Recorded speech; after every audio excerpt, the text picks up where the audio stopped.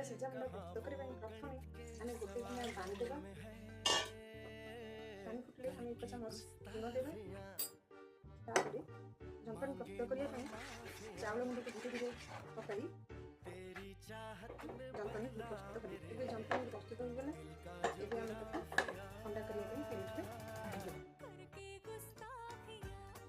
पूरा प्रस्तुत करने प्रथम 1 चामच लुण कि पूरा नड़िया कि कटा धनिया पत्र कटा कंचा लंका कि आंब कषिया अदा जीरा पकाई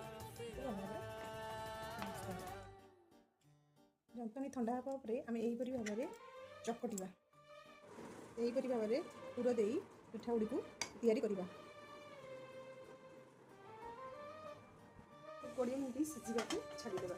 एबे पिठा सीझी ना आम यहीपरी भाव में देखा और ठंडा हाँ किसी समय छाड़ीदेवा। एबे आम प्रस्तुत होगा बिरी पूर दिया सीझा मुंडा।